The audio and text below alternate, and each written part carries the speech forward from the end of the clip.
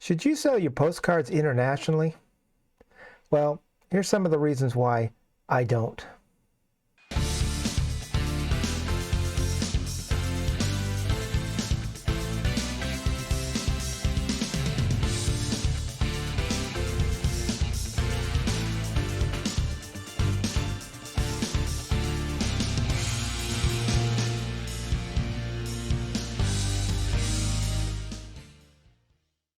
Hey guys, Ken here. Welcome back to the channel. On today's video, I just wanted to share some of the reasons why I've chosen not to sell my postcards internationally. Now some people have approached me on this and said, Ken, you're out of your mind. What are you doing? You're missing out. You're leaving money on the table by not shipping internationally. There's a global marketplace out there of people that want to buy postcards, and all you're doing is cutting that short by only choosing to ship within the U.S. Well, that may be true, maybe not. I don't know. It depends on how you look at it.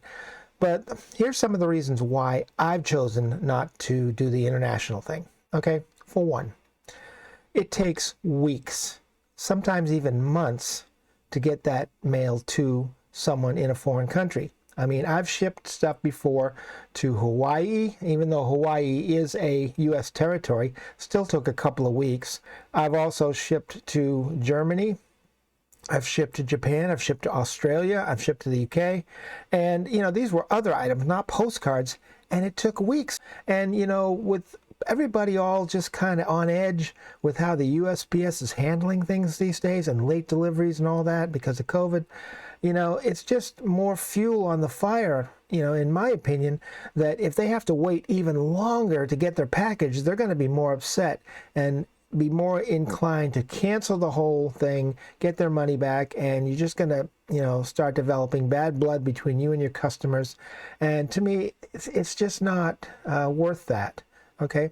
Another reason why I've chosen not to ship internationally, sell internationally to customers, is because when you think about it, there's different paperwork involved with international shipping. You have to fill out a form called, I believe it's called a letter of declaration. I think that's what they call it. It's just a piece of paper, but basically you have to fill out, you have to declare the overall value of the thing you're shipping, okay? And you can get those forms at the post office, and I guess you could fill them out ahead of time, but even if you fill them out ahead of time, I think you still have to stand in line and, they have to do their part, they have to sign off on it. And it's just more, like I said, it's more time, more hassle. And if you have to stand in line, with COVID right now, and I don't know about how it is in your neck of the woods, but here in Florence, we're still seeing long lines at the post office because, the 6-foot rule and all that thing. I don't want to have to stand in line for 20 minutes while they, until I can get to a clerk where, they can sign off on my package. And here's another reason why I don't ship internationally or sell to people, in foreign countries. Some countries, people just don't buy postcards. They're just not very popular. Here in the U.S., they're very popular. But in some foreign countries, I've learned that postcards, no big deal. There's just not a viable market for postcards in some foreign countries, So that's another reason. Let's see. Another reason why I've chosen not to ship and sell my postcards internationally is because of scammers. Okay. Unfortunately, there are a lot of scammers on eBay. And the way this scam works, this is a very well-known and documented scam. Let's say you sell a postcard for, I don't know, we'll pick a number, $75, okay? And the buyer pays for it and lives in a foreign country like, I don't know, Australia or UK or something like that. It takes probably 2 or 3 weeks, maybe longer, for them to get it. And then what happens is the scammer decides they're going to scam you out of this postcard. And the way they do that is they receive the postcard and they immediately file what's called an INAD case against you on eBay. And INAD stands for item not as described. Okay, in other words, they go to eBay and they say, this postcard isn't as it was described in the listing. I feel ripped off. I want my money back. And eBay, being eBay, they're going to give them their money back without question. I don't think it's right. I think they should, weigh both sides, both seller and buyer. But you know, eBay wants to keep those buyers happy. So they just refund their money immediately in full. So now, not only do they have your card, but they have your money. And, you know, legally they're supposed to ship the card back to you because, you know, they've gotten their money back. Well, do you think they're going to do that? Yeah, they're going to ship you something, but it may not be your card that you sold it to them. You know, what they do is they go out to the local store and they buy a 50-cent card and they put it in an envelope, put postage on it, and send it back to you. And you get a 50-cent card in exchange for your valuable $75 card. And then they turn around and flip that card and resell it for even more money. So that's another reason why I've chosen just not to sell internationally.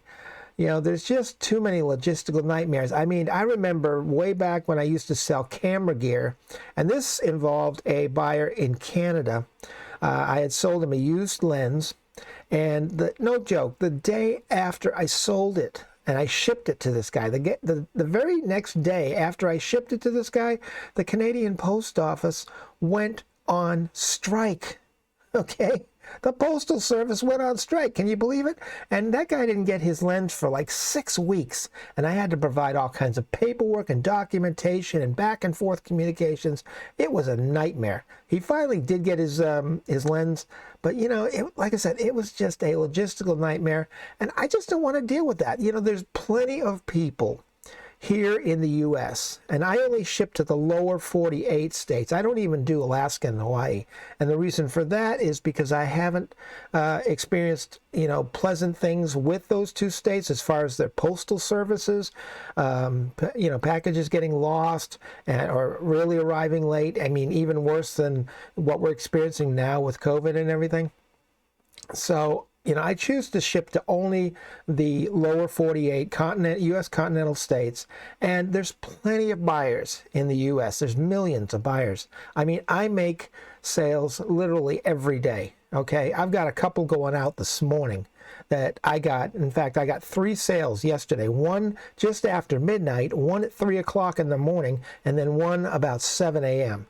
So, you know, my store, as most eBay stores, are open 24/7, and you know, with different time zones, even within the U.S., the lower continental U.S., there's plenty of buyers, guys, and there's plenty of interest, and that's why I choose just to stay within the U.S. There'll never be a shortage of buyers right here in the U.S. Okay, and you can keep it local, and there's less of a chance of it getting lost or stolen or damaged or not arriving at all. And, you know, that's another risk you run into when you go international, because it takes so long.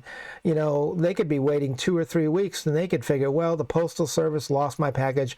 I need to, you know, demand my money back. And then they get their money back, and then a week later, the postcard shows up.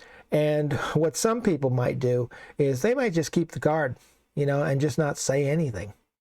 And that way they get a free card. And here's another reason why I've chosen not to sell internationally. You know, with this new system that eBay has in place, the eBay standard envelope, I don't think that the tracking is covered if you go international. If you go, you know, national within the US, it's good.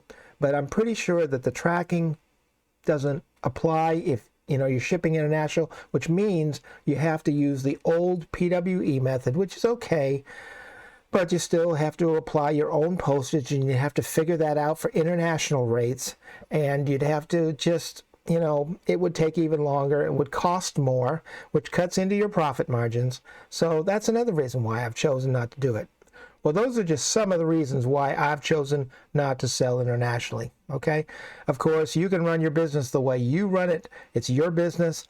I just think there's more cons than pros when it comes to this kind of thing. And, you know, these are things that I just don't want to have to deal with. So, you know, I'd love to hear your thoughts if you ship internationally or if you choose to stay local, or what do you think? It's a good idea, bad idea? You know, let me know in the comments. I'd be curious to see how you guys feel. Well, that's it for now. If you got anything out of this video, make sure you smash that like button. It helps the channel, and I appreciate it. And I gotta go, but you guys have a great day, and we'll see you on the next video. Take care. Bye for now.